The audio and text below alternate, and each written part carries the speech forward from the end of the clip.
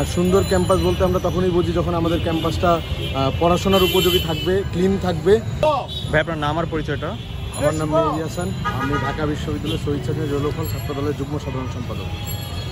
আপনারা কি করছেন? মানে আসলে আমরা মনে করি যে একটি সুন্দর শিক্ষার পরিবেশের জন্য একটি সুন্দর ক্যাম্পাস প্রয়োজন। আর সুন্দর ক্যাম্পাস বলতে আমরা তখনই বুঝি যখন আমাদের ক্যাম্পাসটা পড়াশোনার উপযোগী থাকবে, ক্লিন থাকবে। তো আজকে এখানে তবলিগ জামাতের একটি মহাসমাবেশ অনুষ্ঠিত হয়।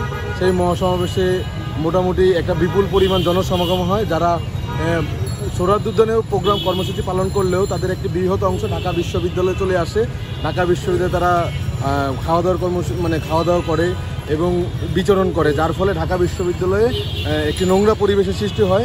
আমরা বাংলাদেশ জাতীয়তাবাদী ছাত্রদলের পক্ষ থেকে এই নোংরা পরিবেশে পরিষ্কার করার কর্মসূচিটি পালন করছি। এখন পর্যন্ত কয় জায়গায় আপনারা পরিষ্কার করছেন? মানে পুরো ক্যাম্পাস? আমরা রমনা কালী মন্দিরে পরিষ্কার করেছি, আমরা বাংলা একাডেমি প্রাঙ্গণ পরিষ্কার করেছি, আমরা বর্তমানে পিএসসি প্রাঙ্গণ পরিষ্কার করছি রাজু ভাস্কর্যের সামনে।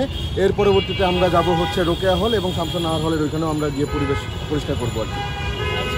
আপনাদের এই পরবর্তীতে ক্যাম্পাস যাতে পরিষ্কার রাখা হয় এই বিষয়ে কোনো মেসেজ দিবেন কিনা? জি অবশ্যই, শিক্ষার পরিবেশ, সুষ্ঠু পরিবেশের জন্য আসলেই একটি সুন্দর ক্যাম্পাস প্রয়োজন, যেখানে আমরা প্রাণ খুলে নিঃশ্বাস নিতে পারবো।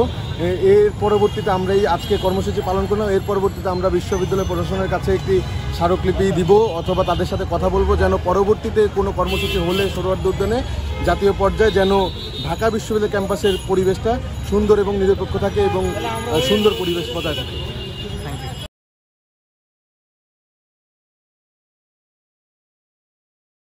আমরা ঢাকা বিশ্ববিদ্যালয়ের স্টুডেন্ট, আমরা বাংলাদেশ জাতীয়তাবাদী ছাত্রদলের নেতাকর্মী, ছাত্রদলের কর্মী। আমরা বাংলাদেশটাকে পরিষ্কার পরিচ্ছন্ন বাংলাদেশ চাই। আমরা আজকে আপনারা জানবেন, আপনারা সকাল থেকে জেনে থাকবেন যে আমাদের ইসলামী দলগুলোর একটা মহাসমাবেশ গেছে। সেখানে বাংলাদেশের বিভিন্ন প্রান্ত থেকে বিভিন্ন লোকজন এসেছে এবং তারা হয়তো এই জায়গায় বিভিন্ন জায়গাগুলোতে খাওয়া দাওয়া করছে, নোংরা পরিবেশ হয়ে গেছে।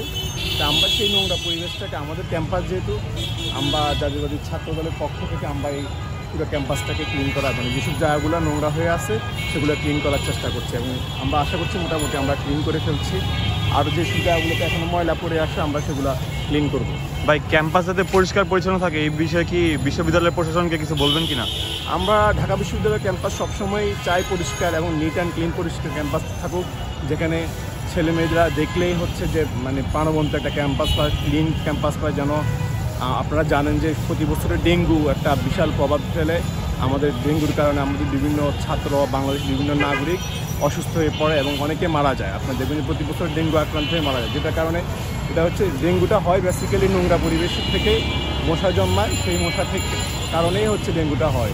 তো সেই জায়গা থেকে আমরা ঢাকা বিশ্ববিদ্যালয় প্রশাসনকে একটা অনুরোধ জানাবো যে ঢাকা বিশ্ববিদ্যালয়ে যেন প্রতিটা স্টুডেন্ট তাদের